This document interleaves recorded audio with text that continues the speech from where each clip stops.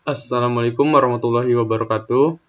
Sebelumnya, izin memperkenalkan diri. Perkenalkan, nama saya Nur Rohman dengan NIM 120130078 dari Program Studi Teknik Elektro Angkatan 2020.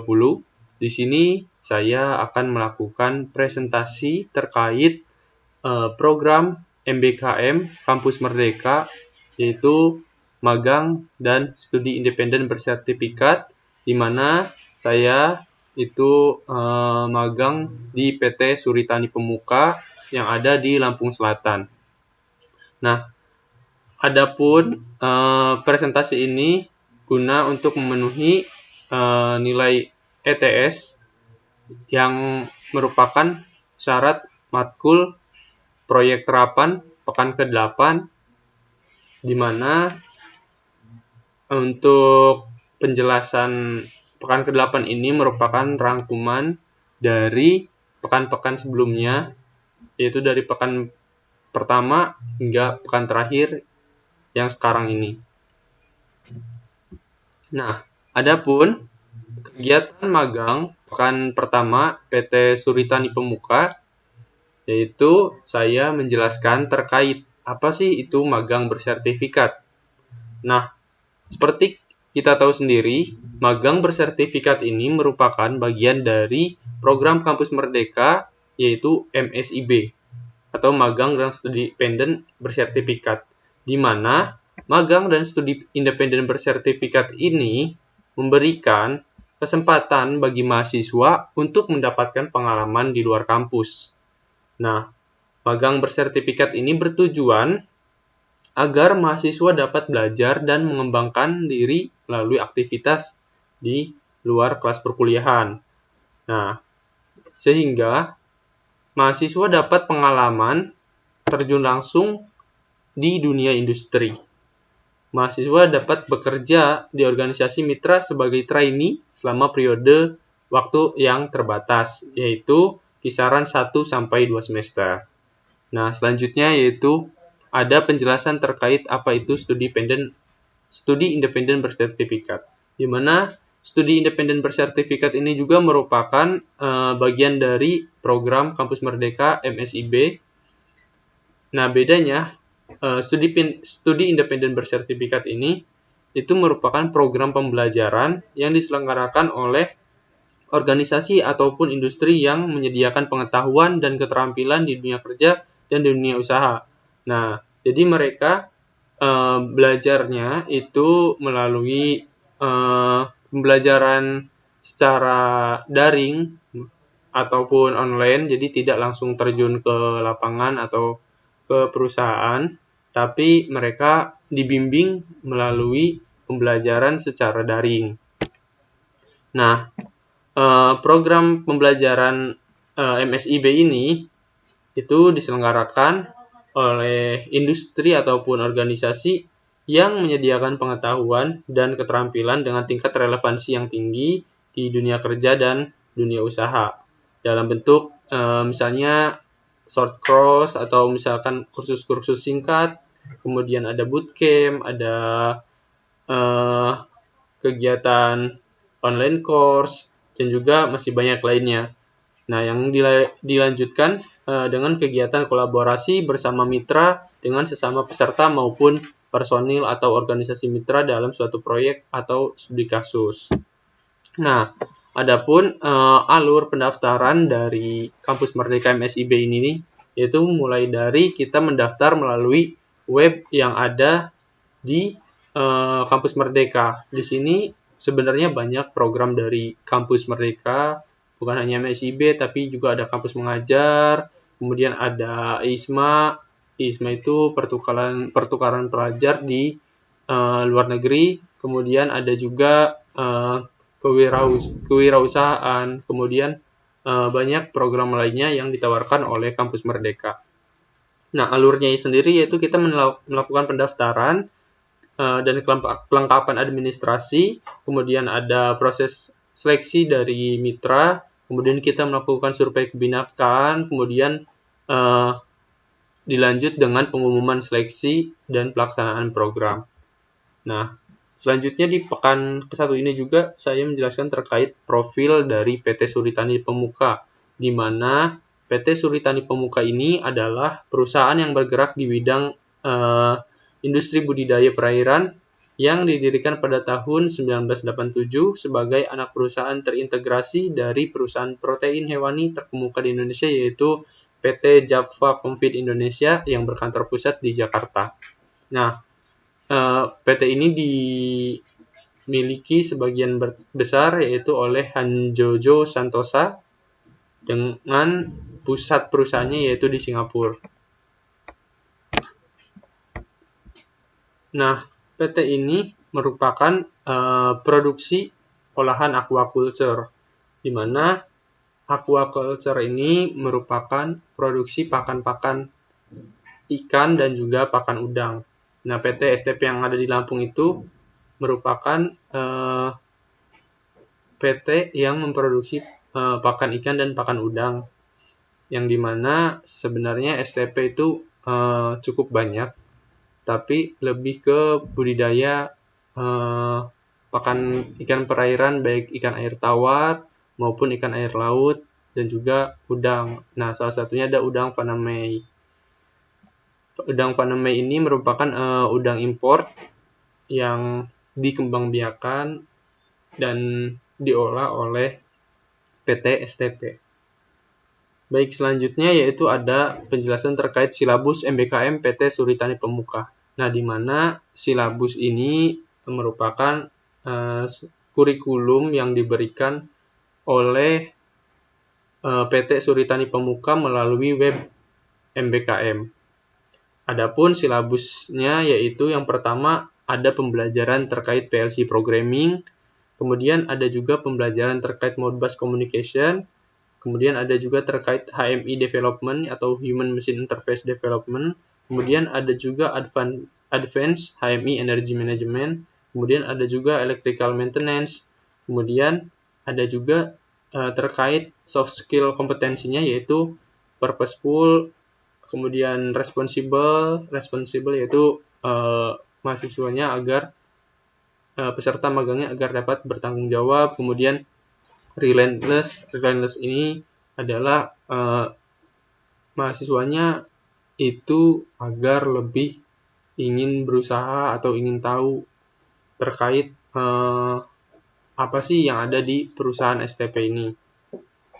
Nah, silabus-silabus tersebut diharapkan dapat terpenuhi nantinya oleh peserta magang yang nanti akan dibimbing oleh mentor. Adapun rincian terkait tahap pendaftaran sampai penerimaan program MSIB, yaitu yang pertama yaitu pendaftaran dan seleksi administrasi MSIB batch 4, yaitu angkatan keempat. Kemudian selanjutnya setelah kita lolos seleksi administrasi, kemudian akan ada pengumuman terkait kelulusan tersebut melalui email yang dikirim dari MBKM. Kemudian setelah itu kita melakukan simulasi dan tes survei kebinakaan yang dilaksanakan oleh pihak Kemendikbudristek.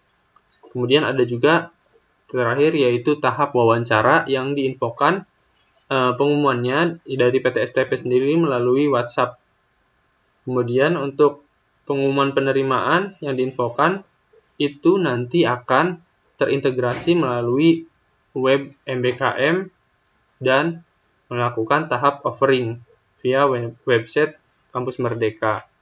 Jadi ketika kita telah diterima, maka akan ada muncul keterangan apakah kita ingin mengambil penerimaan atau menolaknya. Nah, itu akan muncul di web MBKM secara langsung. Nah, selanjutnya saya akan menjelaskan terkait kegiatan magang pekan kedua PT Suritani Pemuka, di mana untuk pekan kedua ini yaitu melakukan pembelajaran secara mandiri. Nah, adapun pembelajarannya yaitu terkait apa sih itu programming, apa sih itu terkait Programmable Logic Controller atau PLC. Nah, PLC ini merupakan suatu program yang bekerja, yang prinsip kerjanya itu yaitu menerima sinyal, input, proses yang dikendalikan, lalu melakukan serangkaian instruksi logika terhadap sinyal masukan tersebut sesuai dengan program yang tersimpan dalam memori, lalu menghasilkan sinyal keluaran atau sinyal output untuk mengendalikan aktuator atau peralatan lainnya. Nah, PLC ini tuh sangat berguna untuk sistem otomasi, di mana PLC dapat mengendalikan mesin baik mesin produksi itu secara otomasi atau secara otomatis dengan kontrol jarak jauh.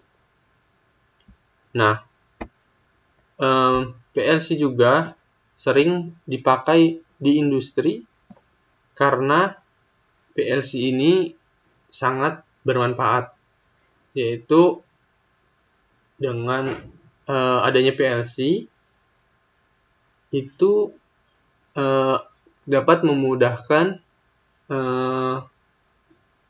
perusahaan untuk memangkas dalam artian di sini itu perusahaan bisa mengintegrasikan atau mengendalikan mesin-mesin produksi secara langsung atau secara otomatis tanpa membutuhkan banyak pekerja. Nah, alat PLC ini merupakan alat elektronika digital yang menggunakan memori serta dapat diprogram untuk menyimpan instruksi dari suatu fungsi tertentu. Nah, PLC sendiri ini biasanya itu terdapat dua pemrograman, yaitu yang pertama ada pemrograman ladder logic diagram. Jadi, ladder logic diagram ini merupakan pemrograman secara logikanya itu secara bertingkat. Nah, yang kedua itu ada juga function block diagram. Nah, function block diagram itu dia itu pemrogramannya menggunakan fungsi-fungsi yang sama-sama diatur menggunakan gerbang logika. Mungkin secara sistem maupun function block diagram ataupun ladder diagram itu masih sama-sama menggunakan gerbang logika. Selanjutnya ada terkait ladder diagram. Nah, ladder diagram ini merupakan bahasa dan logika pemrograman yang paling banyak digunakan dalam bahasa PLC. Maksudnya dalam mesin PLC. Nah, ladder diagram digunakan untuk mendokumentasikan sistem logika kontrol di lingkungan industri, yang mana fungsi utamanya yaitu untuk mengontrol dan memonitor tiap relay menggunakan simbol dan diagram grafik tertentu. Nah, ladder diagram juga ini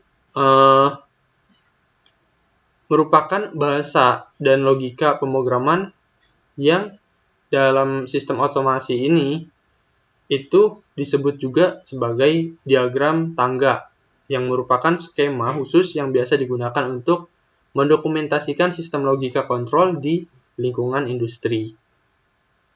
Nah, selanjutnya itu selanjutnya yaitu mengenai electrical automation. Nah, apa itu electrical automation? Atau sering kita sebut yaitu otomasi listrik. Jadi, electrical automation ini merupakan sebuah istilah teknologi dalam bangunan yang mengubah cara pengaturan alat-alat yang menggunakan listrik. Dalam artian di sini bangunan ini tuh integrasi antara bangunan dan alat-alat elektronik yang mengubah cara pengaturannya. Alat-alat seperti lampu, ventilasi, kemudian AC, kipas, blower, itu tuh diatur secara terintegrasi melalui sebuah sistem kontrol otomatis yang dapat kita kontrol secara jarak jauh, seperti menggunakan laptop, kemudian menggunakan handphone. Nah, itu alat-alat elektronik itu dapat, atau alat elektrik ini dapat kita kontrol secara langsung atau secara real time dengan bantuan software.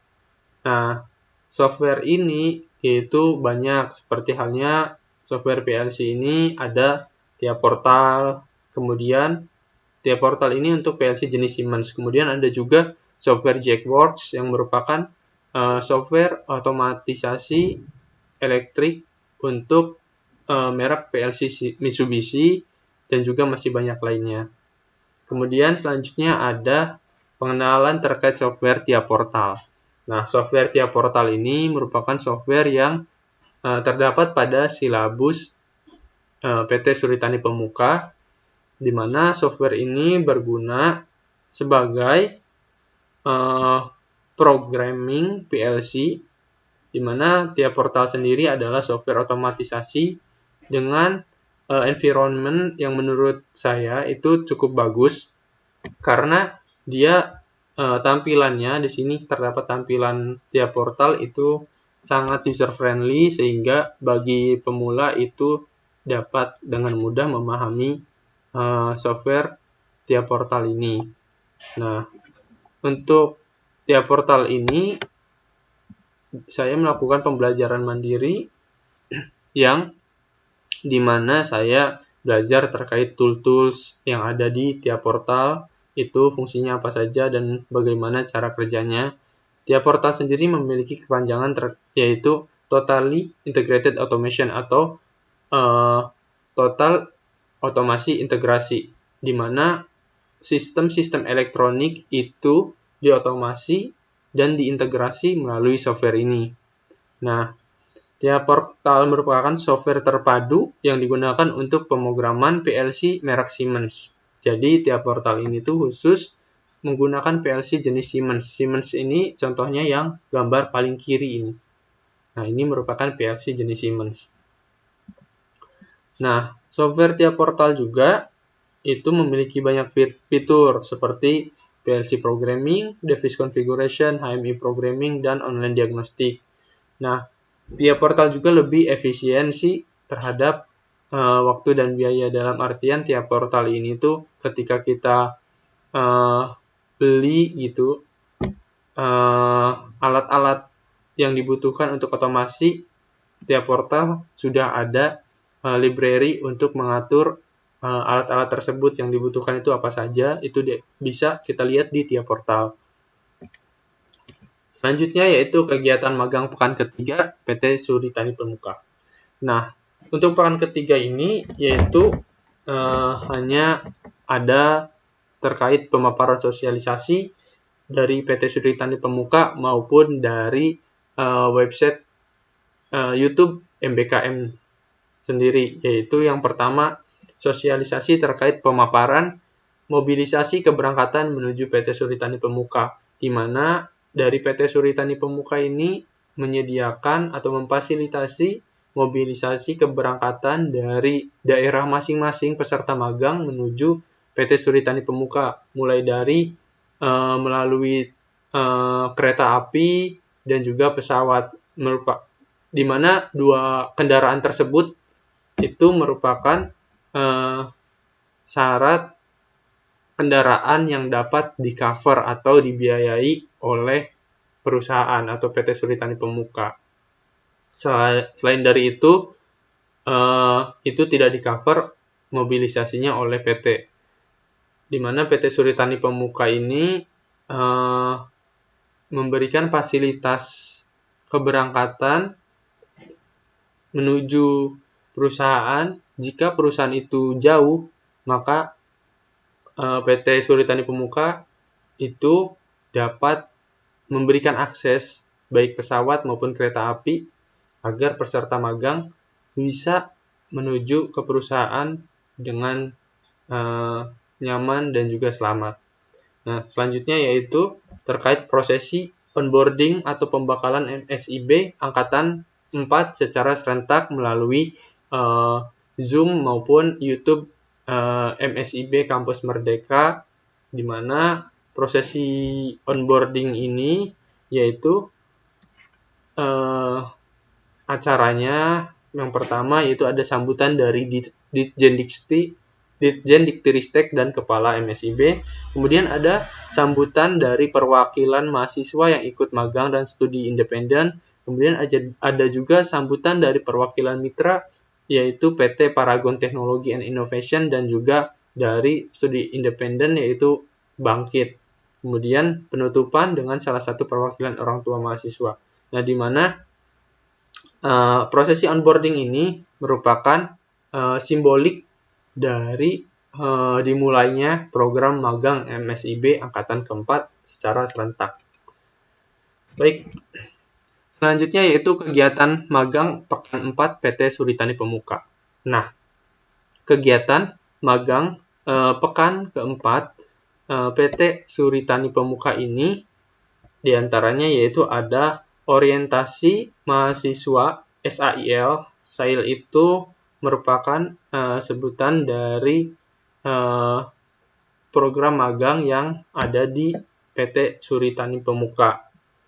Nah, harapannya dengan adanya orientasi ini, peserta magang dapat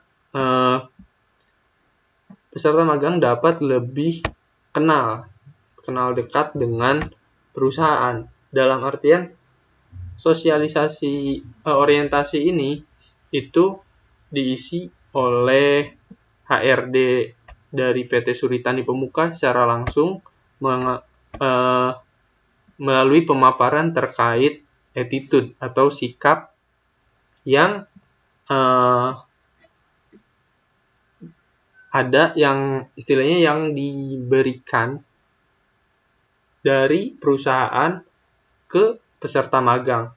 Nah, adapun orientasi ini berjudul terkait attitude the price of success. Jadi terkait sikap yang merupakan kunci dari atau harga dari kesuksesan. Nah, ini orientasi ini berisi pembekalan secara moral mengenai sikap peserta magang di perusahaan. Kemudian bagaimana sih perilaku ataupun sikap yang baik di lingkungan perusahaan, kemudian sikap peserta magang dalam dunia industri dan membangun mindset dalam dunia kerja. Kemudian faktor apa saja yang menentukan sikap, yaitu di mana pada orientasi tersebut dijelaskan itu ada 2, yaitu diri sendiri dan juga lingkungan. Kemudian model dari attitude diantaranya seperti sikap kognitif, afektif, dan juga behavior atau kebiasaan kita sehari-hari. Selanjutnya yaitu ada pembekalan terkait technical meeting yang dilaksanakan secara online melalui Microsoft Teams, di mana pemaparan ini terkait persiapan sebelum magang, mulai dari prosesi dari kementeriannya itu seperti apa, kemudian dari perusahaan seperti apa, kemudian dari universitasnya atau institusinya seperti apa, dan juga dari mahasiswanya sendiri. Kemudian membahas juga terkait timeline kegiatan dari bulan Februari hingga Juni, di mana magang dimulai dari tanggal 16 Februari sampai dengan 30 Juni. Kemudian di sini juga membahas terkait prosesi onboarding and training class yang dilaksanakan oleh PT Suritani Pemuka, kemudian membahas juga terkait penempatan wilayah atau regional dari PT Suritani Pemuka, dan kebetulan saya sendiri itu ditempatkan di PT Suritani Pemuka cabang Lampung Selatan yang ada di daerah Katibung.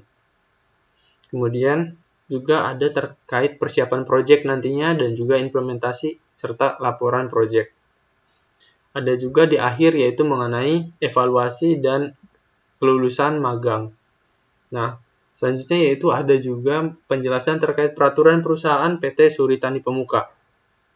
Nah, peraturan perusahaan yang pertama yaitu pengertian dan juga ruang lingkup perusahaan. Apa sih perusahaan atau PT Suritani Pemuka itu bergerak di bidang apa, serta ruang lingkupnya seperti apa. Kemudian ada juga peraturan perusahaan yang dibuat baik secara tertulis, yaitu dengan ketentuan-ketentuan mengenai syarat kerja, tata tertib perusahaan yang berhubungan dengan undang-undang.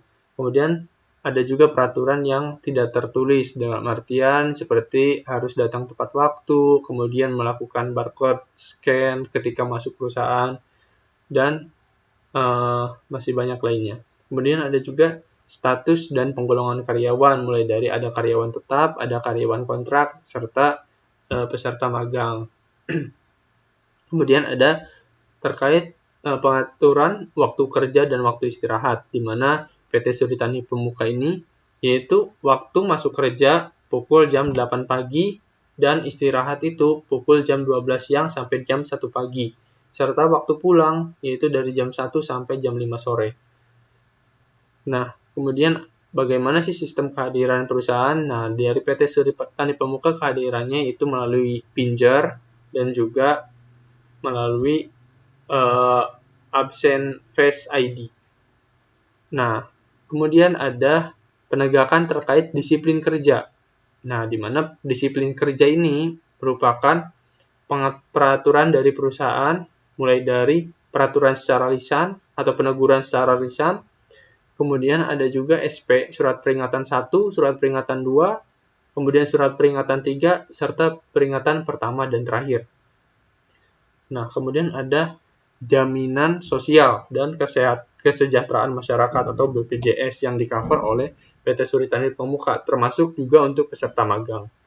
Kemudian ada juga penjelasan terkait sistem pemutusan hubungan kerja atau PHK, yang mana PHK ini adalah bisa dibilang sebagai pemecatan karyawan yang ada di PT Suritani Pemuka.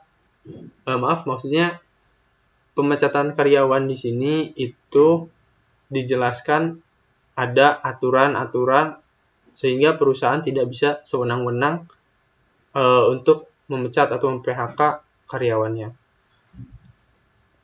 Kemudian selanjutnya yaitu ada terkait budaya 5S yang ada di perusahaan. Nah, 5S sendiri itu mencakup yaitu Seiri, Seiton, Seiso, Seiketsu, dan Shitsuke. Nah, dalam bahasa Indonesia berarti yaitu Seiri berarti pemeliharaan, Seiton berarti penataan, Seiso berarti pembersihan, kemudian Seiketsu berarti perawatan, dan Shitsuke berarti pembudayaan atau bersikap budaya perusahaan.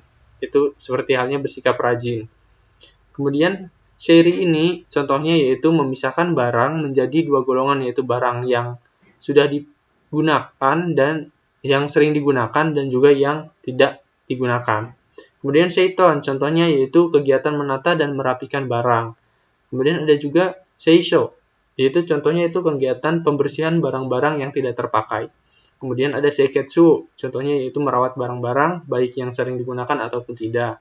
Kemudian Shitsuke, yaitu pembiasaan diri untuk rajin di dalam bekerja. Selanjutnya ada penjelasan terkait keselamatan dan kesehatan kerja. Nah, keselamatan dan kesehatan kerja ini utamanya mengacu pada Undang-Undang Nomor 13 Tahun 2003 tentang Ketenagakerjaan, di mana diatur dalam pasal 86 yang berbunyi, pekerja atau buruh mempunyai hak untuk memperoleh perlindungan atas keselamatan dan kesehatan kerja.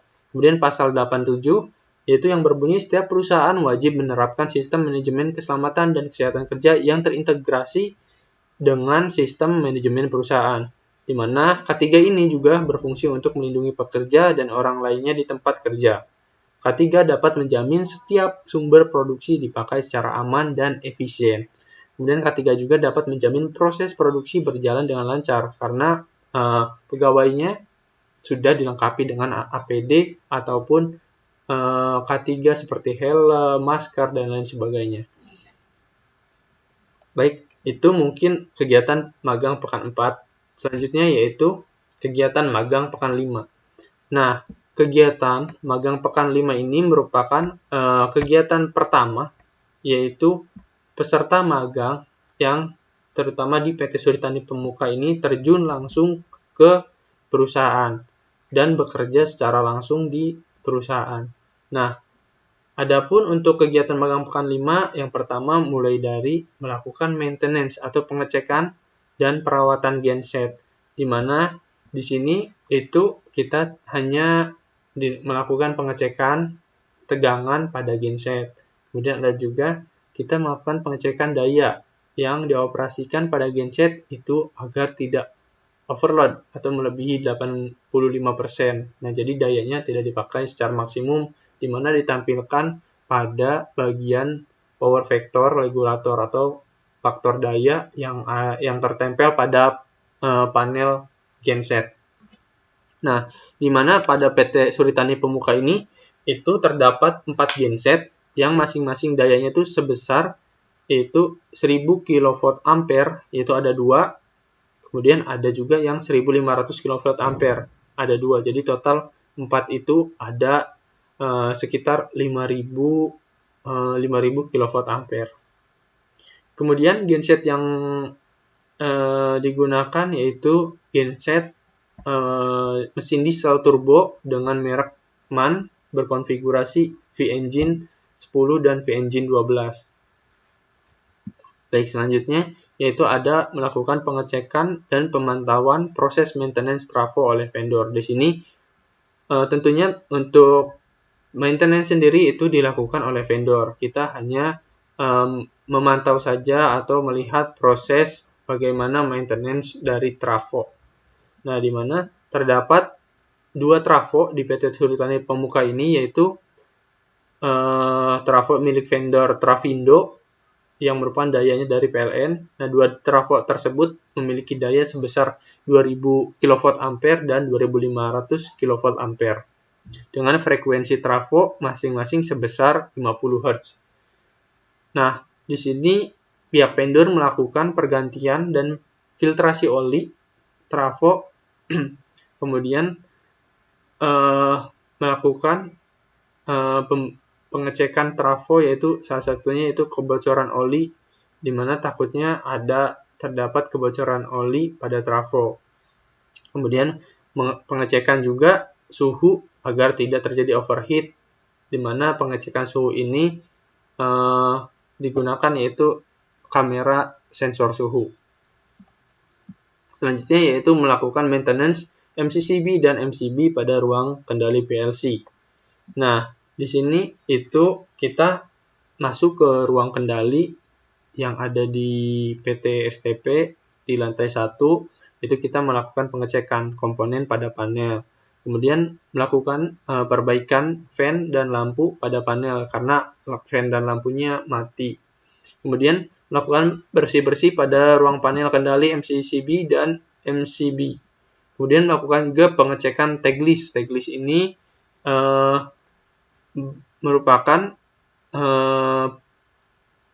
fungsinya itu kita bisa tahu komponen apa saja yang ada di dalam satu panel dengan adanya tag list. Jadi ini tuh tag list ini memudahkan ketika apabila di panel tersebut ada kerusakan, sehingga kita tahu listnya di bagian alat mana saja apabila terjadi kerusakan. Kemudian melakukan penggantian komponen apabila terdapat kerusakan, seperti contohnya kemarin itu pada MCCB, maksudnya pada pekan kelima itu pada panel MCCB itu terdapat resistor yang putus sehingga harus diganti. Kemudian selanjutnya yaitu melakukan pengecekan dan penggantian spare part motor DC. Di sini itu kita terjun langsung ke lapangan melihat bagaimana proses produksi masing-masing mesin produksi di pabrik, di mana rata-rata semua mesin produksinya itu menggunakan motor DC, dibantu dengan motor DC, di mana kita melakukan pengecekan pada motor DC tersebut, seperti misalkan apakah terdapat baut yang kendor, kemudian apakah penggantian backdoor dari motor DC, back covernya, kemudian melakukan repair yang tentunya ditemani oleh teknisi, yaitu repair motor DC 3 fasa, serta identifikasi kerusakan, seperti halnya karena terjadi kerusakan short body, short gulungan, kerusakan komponen lainnya. Kemudian pengecekan rotasi putaran motor DC apakah sudah sesuai atau belum. Baik, mungkin itu kegiatan magang pekan kelima. Selanjutnya yaitu kegiatan magang pekan ke-6 PT Suritani Pemuka. Nah, kegiatan magang pekan ke-6 PT STP sendiri yaitu yang pertama kita melakukan pemasangan switch button relay, atau di sini switch button relay itu berfungsi sebagai tombol on off atau tombol button yang dia terintegrasi melalui hidrolik kompresor yang di mana tombol ini tuh digunakan sebagai safety agar operator-operator produksi bisa lebih mudah mengoperasikan mesin produksi.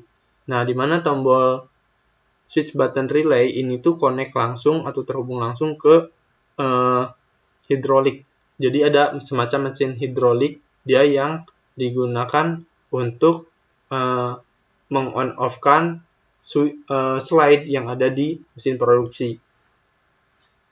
Nah, yaitu di sini juga terdapat relay yang terhubung pada mesin hidrolik kompresor dan juga switch button. Jadi relay ini tuh fungsinya buat saklar on-off otomatis dari switch buttonnya. Kemudian selanjutnya yaitu mempelajari tiap portal WinCC UniFeed. Nah, ini merupakan tampilan atau home screen dari tiap portal WinCC UniFeed. Nah, fungsinya tiap portal WinCC UniFeed itu yaitu dia itu untuk menjembatani antara software tiap portal dengan software dengan simulasinya, di mana WinCC UniFeed itu digunakan untuk membuat akun localhost. Nah, localhost ini dia nanti masuk ke bagian web browser seperti Google maupun Internet Explorer. Kita jadi bisa menjalankan simulasinya melalui localhost tersebut dengan mengakses Google ataupun Internet Explorer. Nah, dengan cara kita konfigurasi terlebih dahulu melalui Semantic Runtime Manager. Jadi, di sini tuh terdapat runtime, di mana runtime itu harus dalam kondisi on agar kita bisa mengakses localhost-nya. Kemudian selanjutnya yaitu ada pengecekan komponen UPS atau Uninterruptible Power Supply.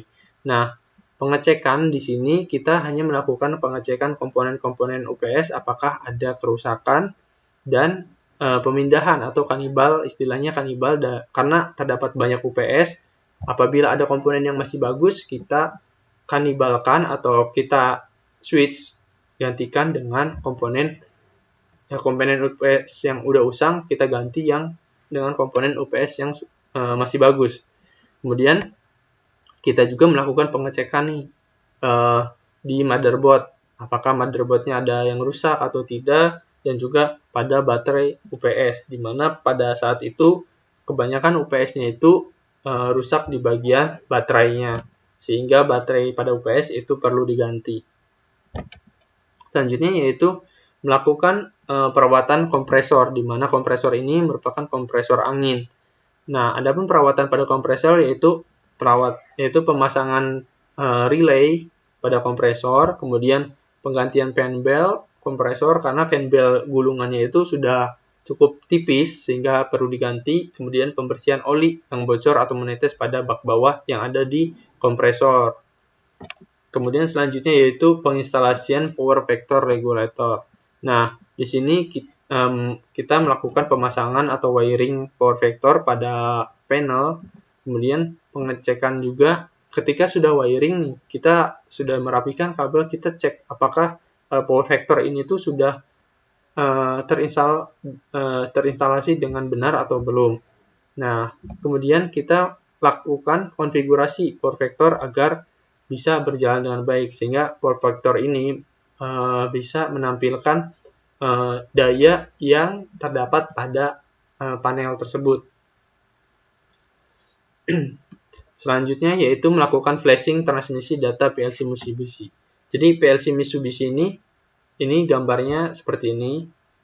Nah, melakukan flashing dalam artian di sini tuh kita melakukan pemasangan kabel dari laptop ke PLC yang terkoneksi melalui kabel USB. Kemudian PLC Mitsubishi ini yang di flashing itu terletak pada panel vakum mesin produksi. Kemudian flashing ini menggunakan software GXWorks, yang dimana software GXWorks 3 ini merupakan software pendukung dari PLC Mitsubishi, karena kebetulan untuk flashing PLC ini menggunakan PLC jenis merek Mitsubishi.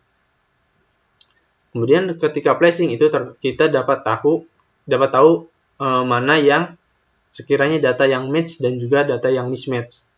pada transmisi data PLC. Pada saat kita melakukan transmisi, kita akan diberitahu tuh data mana yang sekiranya sesuai dan juga tidak sesuai, mulai dari memorinya, kemudian dari data-data mesinnya. Kemudian terakhir yaitu melakukan pemasangan sensor temperatur atau sensor suhu PT 100 ohm. Jadi kita melakukan wiring pemasangan, yaitu pemasangan sensor suhu PT 100 ohm, di mana sensornya itu terkoneksi pada digital controller merek Omron bertipe IE5CC-RX2ASM 800, di mana pengkonfigurasiannya pada digital controller ini menampilkan suhu ruangan. Nanti dari sensor suhu itu connect ke digital controller, dari digital controllernya itu menampilkan berapa sih suhu ruangan yang terdapat pada ruangan tersebut. Kemudian apakah suhunya sudah sesuai atau belum. Nah, kita harus cek tuh dengan bantuan kamera sensor suhu, di mana kameranya ini menggunakan kamera FLIR thermal imaging, agar sekiranya suhu itu dapat akurat atau sesuai dengan sensor suhu lainnya. Baik, mungkin itu kegiatan pekan ke-6. Selanjutnya yaitu kegiatan magang pekan ke-7 PT Suritani Pemuka. Nah, selanjutnya pekan ke-7 ini kita hanya berfokus pada pembelajaran software tiap portal, di mana pembelajaran ini dibimbing langsung oleh mentor secara intens terkait pembelajaran software tiap portal ini. Nah, pertama yaitu kita belajar membuat proyek simulasi konfigurasi antara PLC dengan PC system, yang dimana keduanya terdapat di dalam tiap portal. Nah, dengan cara kita itu menambahkan device baru, yaitu PLC dan PC system untuk membuat simulasinya. Kemudian untuk menghubungkannya, kita perlu adanya port jaringan. Ini menggunakan port jaringan PNIe General untuk menghubungkan PC dengan PLC. Jadi, port ini merupakan port lokal yang menggunakan IP kelas C untuk untuk komunikasi antara PLC dengan PC. Nah, port PNIe ini yaitu merupakan port yang sering dipakai di industri. Nah, kemudian caranya yaitu kita hubungkan WinCC. WinCC ini yang dipelajari di minggu sebelumnya, yaitu merupakan localhost yang untuk mengakses simulasi ke PLC dengan cara kita mengklik connection yang berfungsi untuk mengakses localhost dan menampilkan simulasi yang dibuat melalui browser seperti Google Chrome atau Internet Explorer. Selanjutnya yaitu kita belajar juga terkait membuat function di tiap portal. Nah, function atau fungsi dalam bahasa pemrograman adalah kode program yang dirancang untuk menyelesaikan sebuah tugas tertentu dan merupakan bagian dari program utama, di mana function pada gambar tersebut itu merupakan function motor DC yang disesuaikan logikanya dengan program mesin produksi yang berjalan, di mana untuk programnya itu program mesin produksi intake. Nah, function sendiri diimplementasikan untuk hal-hal yang khusus dan dapat dipanggil berkali-kali dalam sebuah program. Jadi fungsi ini dapat kita panggil secara atau kita gunakan secara terus-menerus gitu. Selanjutnya yaitu ada juga terkait membuat atau merancang logic function block agar programnya itu dapat berjalan dengan baik. Nah, ibaratnya function block ini tuh sebagai otak atau pengendali dari berjalannya suatu mesin. Nah, function block itu adalah fungsi-fungsi logika yang disederhanakan dalam gambar blok dan dapat dihubungkan dalam suatu fungsi atau digabungkan dengan fungsi blok lain. Nah, pemrograman function block sendiri terdapat 3 bagian secara struktur, yaitu bagian awal, itu bagian input. Input ini bisa berupa contohnya saklar, push button, dan juga sensor, serta lain-lainnya. Kemudian ada juga setelah input ini ada bagian function. Nah, function ini adalah logika program yang terdiri dari blok-blok fungsi seperti gerbang AND, gerbang OR, gerbang NOT, kemudian ada juga timer, counter, aritmetika, dan fungsi-fungsi lainnya. Kemudian bagian yang terakhir, yaitu yang paling kanan susunannya, adalah output. Nah, jadi ini merupakan output output akhir yang dikeluarkan dari suatu program mesin. Jadi outputnya dari fungsi-fungsi sebelumnya itu, mulai dari input itu akan mengeluarkan apa. Nah, biasanya outputnya contohnya itu yaitu berupa lampu, kemudian ada juga solenoid, kemudian ada motor ataupun relay. Selanjutnya yaitu membuat data block. Data block ini merupakan unit terkecil dari data yang digunakan oleh database. Jadi data block ini sebagai unit database dari si mesin produksi ini. Nah, data block itu memiliki data tipe seperti halnya ada boolean, ada integer, ada real, string, dan masih banyak lain. Kemudian, data block juga memiliki nilai sesuai dengan data tipenya. Contohnya seperti data boolean yang bernilai true dan false saja.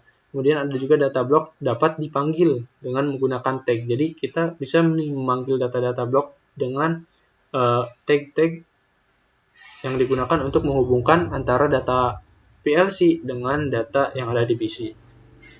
Nah, selanjutnya yaitu pembelajaran terkait HMI tag atau Human Machine Interface tag. Nah, HMI tag ini merupakan sebuah sarana penghubung dan media komunikasi antara mesin dengan manusia. Istilahnya yaitu Human Machine Interface. Nah, tag adalah nama yang digunakan untuk pengalamatan di dalam pemrograman PLC maupun HMI. Tag ini bisa diisi sesuai dengan data block yang telah dibuat. Jadi, ketika ada data block, kita bisa memanggil data block tersebut ke dalam tag. Nah, tag dapat menjadi jembatan komunikasi antara PLC dan PC system. Selanjutnya yaitu merancang screen design untuk tampilan project. Nah, screen design ini berfungsi untuk membuat deskripsi dari tampilan yang akan dibuat di layar HMI. Nah, contohnya itu yang gambar hitam ini merupakan contoh dari screen design mesin Intake. Nah, screen dapat dibuat dengan fitur yang tersedia pada tiap portal seperti dynamic widget, kemudian ada grafik, elemen, dan lainnya. Ataupun dapat membuat desainnya sendiri jika memang kita tidak puas dengan ada atau desain tersebut tidak ada di dalam tiap portal. Jadi kita bisa merancang sendiri, kita bisa menguploadnya di tiap portal. Kemudian pada screen kita dapat membuat rancangan 2D maupun 3D desain mesin atau alat yang ingin kita buat. Kemudian screen ini menjadi tampilan utama atau interface ketika program disimulasikan. Nah, mungkin untuk pekan ke-7 hanya itu pembelajarannya. Selanjutnya yaitu pekan terakhir yaitu pekan ke-8.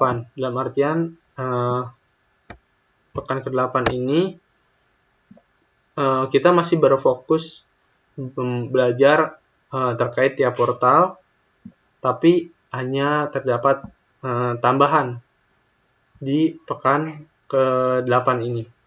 Nah, adapun tambahannya yaitu kita di pekan ke-8 ini merancang mesin pre-grinding yang merupakan mesin penggilingan bahan baku menjadi bagian kecil. Jadi dari mesin intake yang telah kita buat tadi itu akan masuk ke mesin pre-grinding di mana bahan baku utamanya itu akan dibuat menjadi kecil-kecil, nanti akan digiling, nanti akan ditampung melalui tangki. Nah, adapun untuk strukturnya hampir sama seperti mesin intake sebelumnya, yaitu ada slide, kemudian ada tangki, ada eskalator, ada juga conveyor, ada juga penampung bahan baku. Nah, hanya pre-grinding ini tuh mungkin bedanya terdapat tambahan yaitu mesin hammer mill, kemudian ada juga fan, kemudian ada pre-grindingnya sendiri. Jadi pre-grinding ini tuh ada feeder, namanya feeder itu untuk menggiling bahan baku. Nah, di mana tambahannya yaitu kita pada pre-grinding ini kita membuat analog input dan juga analog output. Nah, analog input dan analog output ini dapat digunakan untuk mengukur arus dan tegangan serta RPM pada mesin ataupun motor DC.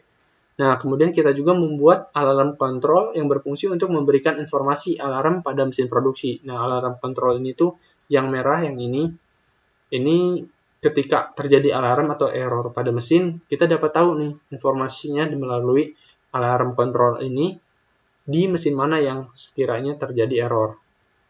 Selanjutnya kita juga membuat function komunikasi input dan output modul untuk konfigurasi simulasi dengan PLC secara langsung. Nah, function komunikasi ini kita setelah membuat simulasi segala macam di PLC, maksudnya di simulasi di tiap portal, nah kita juga harus tahu nih simulasi secara fisiknya di PLC seperti apa. Nah, kita perlu namanya fungsi komunikasi atau fungsi kom input dan output modul. Jadi kita bisa mengintegrasikan si simulasi ini secara langsung, secara fisiknya ke PLC, di mana PLC-nya yaitu PLC merek Siemens, karena kita menggunakan software tiap portal yang merupakan software pendukung dari PLC jenis Siemens. Nah, mungkin itu kegiatan magang pekan ke-8. Untuk lebih jelasnya kita dapat melihat simulasi pembelajaran selama dua pekan terakhir, yaitu pekan ke-7 dan juga pekan ke-8.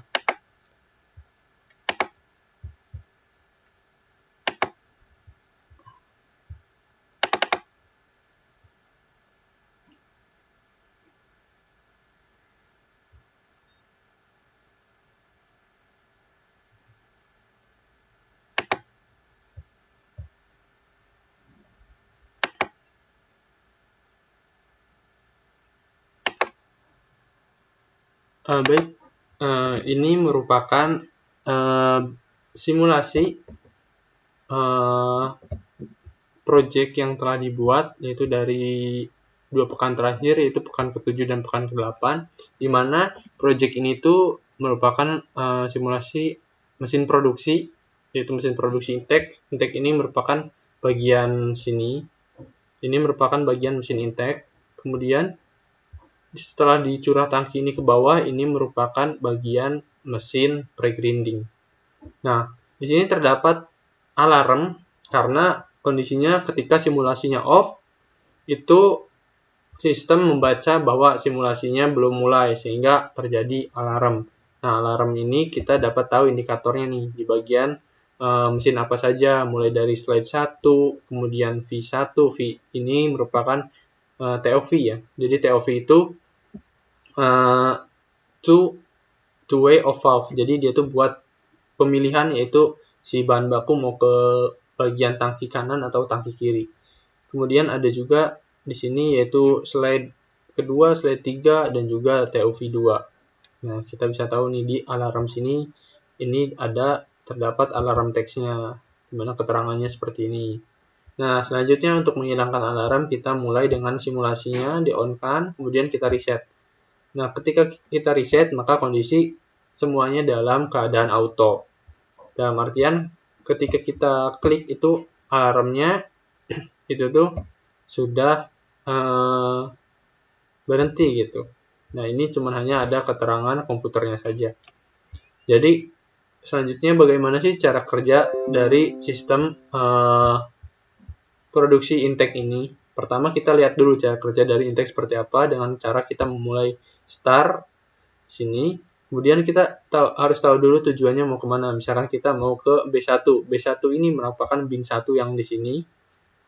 Berarti nanti bahan bakunya akan disalurkan ke tangki sebelah kiri. Jadi kita pilih B1. Nah, dia akan berjalan nih. Bahan bakunya akan berjalan dari motor 3, kemudian ke motor 2, kemudian ke motor 1. Motor 1 ini belum mulai karena motor 1 kondisinya masih auto. Nah, kita harus on-kan dulu, baru dia motor 1 akan mulai. Jadi, mesinnya beroperasi secara bertahap. Nah, ketika kondisi tangkinya ini penuh, otomatis ketika tangkinya penuh, high levelnya penuh, mesinnya akan tidak produksi lagi. Sehingga ketika tangkinya on, dia akan mati secara otomatis. Dari susunan motor 1 akan mati, kemudian motor 2 akan mati, kemudian motor 3 akan mati. Nah, secara sederhana seperti itu konfigurasi dari mesin intake. Selanjutnya yaitu konfigurasi dari mesin pre-grinding. Nah, di sini kita terdapat opsi nih untuk pre-grinding ini. Kan tadi dari mesin intake ini sudah mengirim bahan baku ya dari tangki, kemudian dari tangki ini akan disalurkan ke mesin pre-grinding. Nah, kita mau ini dulu bahan bakunya dari mana? Misalkan kita dari bin 1 karena tadi udah ngisi dari bin 1. Kemudian dari bin 1 ini tujuannya mau kemana nih? Ke tangki yang mana? Misalkan kita mau pilih ke bin 3. Bin 3 ini berarti tangki yang sebelah kiri. Jadi kita tujuannya ke bin 3. Oke, kita start. Maka kondisinya sistemnya akan auto dari tangki sini. Dia nanti mesinnya akan jalan. Akan jalan dari sini ke sini, kemudian ke M7, ke M6, kemudian ke M5. Nah, M4 ini akan jalan ketika tangkinya itu sudah masuk ke penampung. Jadi penampung ini harus on dulu, baru si M4 nyala. Jadi setelah bahan bakunya tersalurkan ke sini, dia akan digiling di feeder, kemudian dia akan masuk, kemudian ke M5, kemudian dia masuk ke M6, sampai akhirnya ke tangki ke HL3 atau tangki sebelah kiri, tangki B3. Baik, mungkin itu contoh simulasi singkatnya dari kedua mesin, yaitu mesin intake dan mesin pre-grinding. Baik, kembali ke PPT. Nah, selanjutnya mungkin rangkuman presentasi dari pekan ke-1 sampai pekan ke-8, mungkin itu yang bisa dapat saya presentasikan. Dan saya ucapkan terima kasih banyak kepada Bapak Muhammad Riza Kahar Aziz, STMT PhD, karena beliau sudah mau membimbing kami dalam mata kuliah proyek terapan ini selama setengah semester. Baik, mungkin cukup presentasi dari saya, kurang lebihnya mohon maaf. Wassalamualaikum warahmatullahi wabarakatuh.